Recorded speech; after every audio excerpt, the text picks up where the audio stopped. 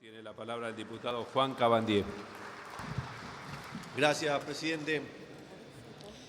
Creo que es motivo de celebración el hecho de pasar a una instancia institucional, algo que tiene origen en el año 2003 y fue el propio Néstor Kirchner que a través del decreto 1172 en el año 2003 firmó un decreto de acceso a la información pública y eso dio pie a distintas discusiones.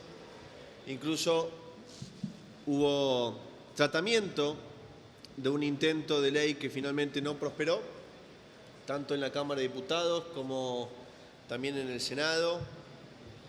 Y quizás uno ha escuchado alguna crítica por ahí diciendo que en 12 años de gobierno nosotros no hemos llevado esta ley. Sí hicimos el decreto, fue el puntapié inicial para la discusión que hoy estamos teniendo, pero también hay que recordar que nuestra oposición, cuando nosotros éramos gobierno, tuvo oportunidad con el famoso Grupo A de poder discutir en esta Cámara acerca del mismo, pero no se hizo.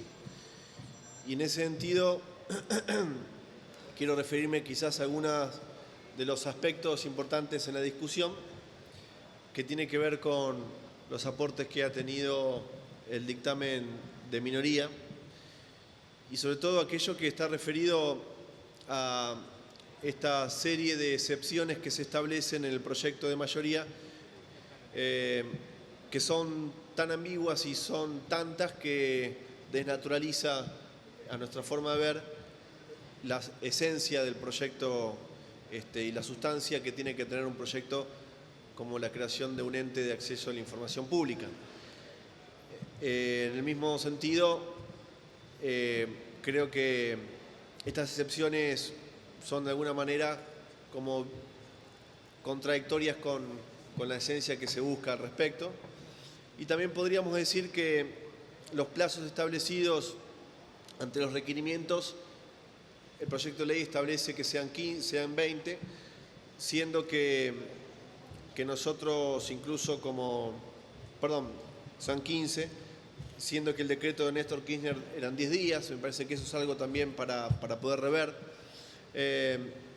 Y lo mismo también ante la tardanza o ante el silencio o la información incompleta, porque muchas veces un diputado, un legislador, organismos que están interesados en cierta información del Estado pueden hacer un requerimiento de información y el Ejecutivo, el organismo encargado que es demandado, finalmente no entrega dicha información o entrega una información distinta a la que se pretendía conocer o se retrasa en el envío de esa información. Y la verdad que el proyecto, si establece la posibilidad de la vía judicial a través de un amparo común, creo que también es pertinente y esto nos tiene que llevar al pie para poder discutir lo que es un amparo por mora, en el sentido de cuando el Estado no entrega la información en tiempo y forma, y eso también es algo que está plasmado dentro del proyecto de minoría. En eso también es muy claro la postura que ha tenido el Frente para la Victoria, en el sentido de incorporar también en el acceso a la información pública a todas aquellas empresas que prestan algún servicio o que también producen, en casos específicos, algo que esté relacionado al interés público. Y en eso, además de poner el eje en el interés público, también hay que recordar que el Estado tiene participación accionaria en muchas de esas empresas a partir de la nacionalización de las AFJP. Y creo que también eso es uno de los elementos importantes a poder plasmar en una ley que finalmente nos dé la posibilidad de conocer todo, ¿no? También a las empresas que tienen interés público o donde el Estado tiene participación. A no ser que querramos que pongamos cierta vara para un determinado sector de lo que es la vida pública y para otro sector no. A mí me parece que tiene que estar todo en el mismo contexto. Y creo también que la designación del director del organismo de 5 años puede llegar a resultar un problema, dado que se ha discutido muchas veces y cuando este gobierno asumió también puso en discusión ciertas designaciones que están establecidas por normativa o constitucionalmente con un periodo que sobrepasa a una gestión. Y creo que esto de 5 años también es un tema que debería revisarse.